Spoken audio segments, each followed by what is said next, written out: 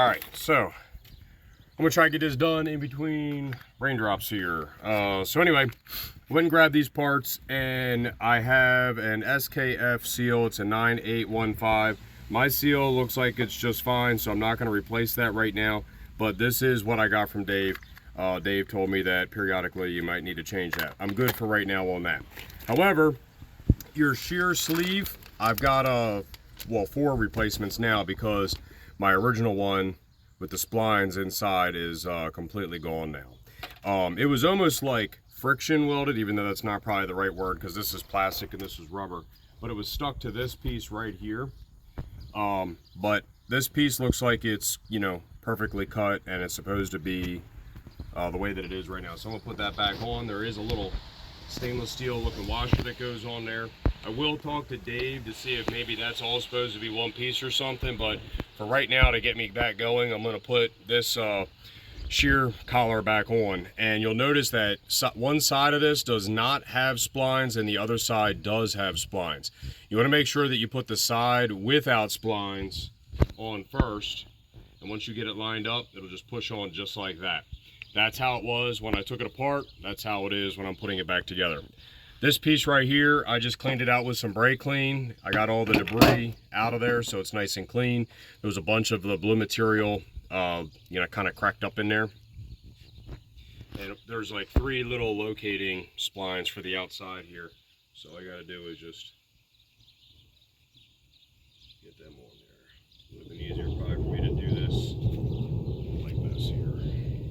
That's how I did it earlier. All right, so anyway, this guy right here, I'm not putting brake clean on it because there are seals involved, so I don't usually use brake clean anytime that there's a seal involved. There's like a little O-ring in there. You got a little brass or bronze like bushing in there. Just gonna kind of clean this up a little bit with a rag, make sure it's nice and clean. And then there's a seal on the outside here. That's another reason why I'm not going to be using brake clean. If I had to guess, it's probably the same seal as well. I can double check with Dave, but I'm pretty sure they look to be about the same. So anyway, I'm just gonna slide this back over the top, make sure everything's lined up. And also, by the way, sometimes these things come a little bit loose when you're taking it off. It's a 10mm socket, just put it right back on, just snug it back down. Line your holes up.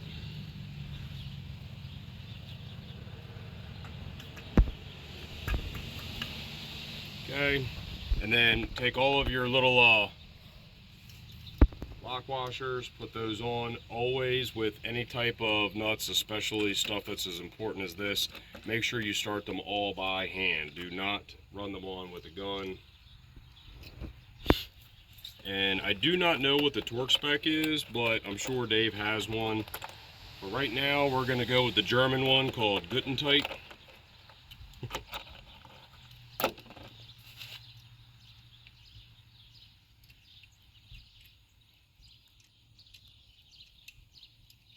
Okay. Spin them on as far as I can. They are nylock nuts, so they will only go on a little tiny bit, and then once that nylock engages, it will not go on anymore by hand. So here I am just basically trying to send them all on like evenly, kind of like the idea of a car tire or something. And what I'm going to do is, when it's all said and done, I will use a hand ratchet, and I will double check just to go by feel instead of using a gun. And last but not least, we're going to take this little mud motor prop. For me, the way that I could tell like which one was which, this guy right here is like a little bit more polished looking, and it just, when it goes on there, I feel like that's the way that it was when I took it off. I can always revert back to the photos I took from before, but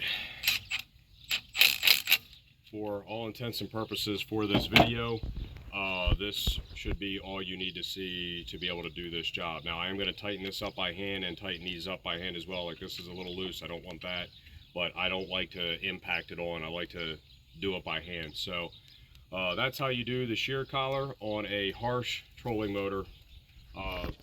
So far that's been the only problem that I've had. I've had it out 4 times, and we did hit a pretty big log, and it bent this thing right underneath the boat. So I'm very glad that I took Dave's advice and used this, you know, the bow, what the hell is it called? A bow guard from Minn Kota when we put this all together, because otherwise it probably either would have broke the shaft, or, you know, maybe even, you know, broke this sooner, because I was still able to get out of where we were before this thing actually gave up. So let me go get a torque wrench, or actually just a regular hand ratchet for now, and I got to check with Dave on the torque itself, and if I find out what that is, I'll post it in the comments below. All right, that's all for today. Thanks.